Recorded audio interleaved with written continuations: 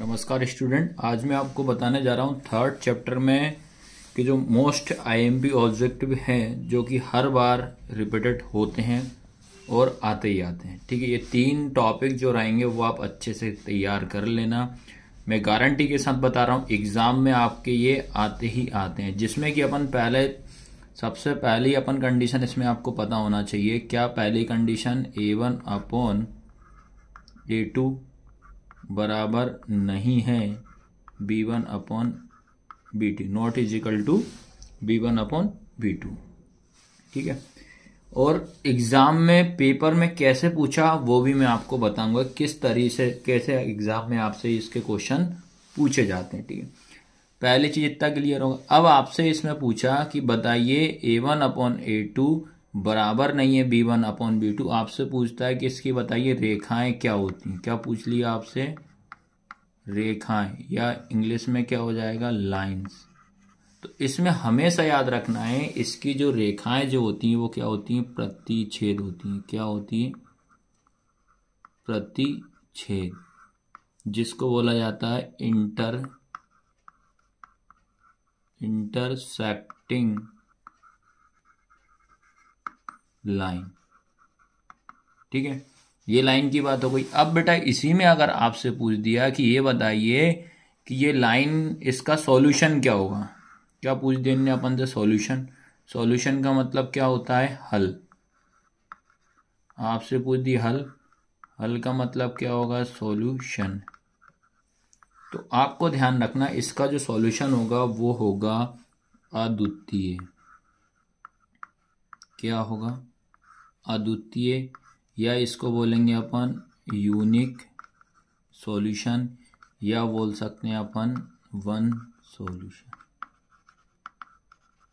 ठीक है, तो इसमें आपको ये पहली कंडीशन याद रखनी पड़ेगी। तो पहली कंडीशन क्या है इसकी कि A1/A2 बराबर नहीं है B1/B2 के। इसमें आपको याद रखना है अगर आपसे रेखाएं पूछेगा तो रेखाएं अपन क्या बताएंगे? प्रतिच्छेद बताएंगे, इंटरसेक्टिंग लाइन बताओगे आप।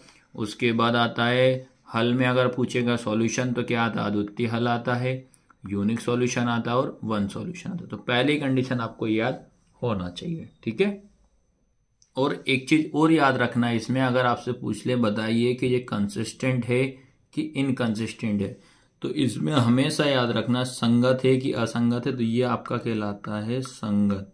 क्या कहलाता है आपका? संगत, जिसको बोला जाता है कंसिस्टेंट। याद रखना क्या बोला जाता है? कंसिस्टेंट। और ये कि एग्जाम में 101% आते ही आता है। तो इतना आपको पहला फैक्ट याद रखना है पहली वाले इक्वेशन या पहला वाले कंडीशन में। ठीक है, अब याद रखना है इसी की अपन को अब सेकंड कंडीशन। तो सेकंड कंडीशन आपको क्या याद रखना है? A1/A2 बराबर B1/B2 बराबर C1/C2 की बात करते हैं। अगर आपसे पूछा रेखाएं, रेखाएं का मतलब क्या होगा? लाइन। तो हमेशा माइंड में बैठा लेना इसमें जो रेखाएं या लाइन जो होती हैं वो होती हैं संपाती। क्या होती हैं? संपाती, जिसको इंग्लिश में अपन बोला जाता है कोइंसिडेंट लाइन, ये बोला जाता है। इतना क्लियर। अब बात करते हैं हल की। आपसे पूछ दिया हल बताइए, हल का मतलब क्या हो जाएगा? सॉल्यूशन बताइए। तो इसका जो सॉल्यूशन जो रहेगा वो आपको मैं बता दे रहा हूं। इसका सॉल्यूशन रहेगा अनेक हल, या आएगा आपका मेनी सॉल्यूशन। क्या आएगा? Many solution. ये माइंड में बैठा लेना। फिर उसके बाद इतना है, अब आपसे पूछ देगा कि संगत है कि असंगत है, तो कंसिस्टेंट है कि इनकंसिस्टेंट। तो ये भी आपको ध्यान रखना, ये वाली जो कंडीशन होगी ये भी आपकी क्या कहलाएगी? कंसिस्टेंट कहलाएगी, जिसको बोला जाता है संगत। तो ये आपको कॉपी में नोट डाउन जरूर कर लेना। इससे आपका 1 मार्क्स 101% आना ही आना इससे। ठीक है, अब बेटा पढ़ते हैं इसकी थर्ड कंडीशन। ठीक है, थर्ड कंडीशन आपको माइंड में बिठाना है, क्या होती है, A1/A2 बराबर B1/B2 बराबर नहीं है C1/C2 के। आपसे पूछ दिया कि रेखाएं बताइए, रेखाएं मतलब लाइन बताइए। तो इसकी जो लाइन रहेंगी, हमेशा याद रखना, इसकी लाइन रहेंगी आपकी समांतर। क्या रहेंगी, समांतर, जिसको बोला जाएगा पैरेलल। ठीक है, ये पैरेलल बोला जाता है। अब बात करते हैं भैया सॉल्यूशन बताइए, क्या बोलते हैं, हल। हल का मतलब क्या होता है, सॉल्यूशन। ठीक है, तो सॉल्यूशन क्या आएगा इसका, कोई हल नहीं। क्या आएगा, नो सॉल्यूशन। ठीक है, क्या आएगा, नो सॉल्यूशन। अब आपसे पूछ दिया कि बताइए कि संगत है कि असंगत, तो ये हमेशा याद रखना, ये होता है आपका इनकंसिस्टेंट। क्या होता है, इनकंसिस्टेंट, जिसको अपन बोलते हैं असंगत। तो ये इतना फैक्ट आपको माइंड में बिठा रखना है। अब आपसे मैं पूछ रहा हूं कि एग्जाम में कैसे क्वेश्चन पूछा था आपसे, तो वो भी मैं आपको क्लियर करा दे रहा हूं, पर उसका सॉल्व जो आंसर रहेगा वो आप खुद देखकर मुझे बताना पड़ेगा। ठीक है, ये एक मैंने ओल्ड पेपर लिया है, उसमें रिसेंट वाला ही है ये पेपर, ज़्यादा पुराना नहीं है।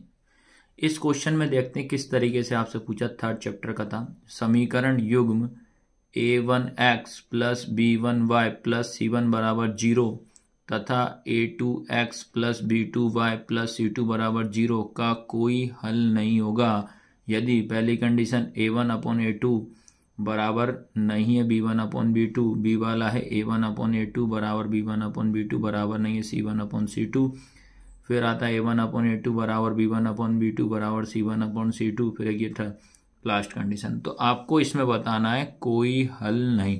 कोई हल नहीं की कंडीशन क्या होती है वो आपको पता होना चाहिए। तो कोई हल नहीं की कंडीशन क्या होती है आप बताइए जरा, और ये मैंने कंडीशन बताई है, तो इस चार में से आपका वही आपका फाइनल आंसर होगा। अब मैं इंग्लिश में भी बता देता हूँ आपको।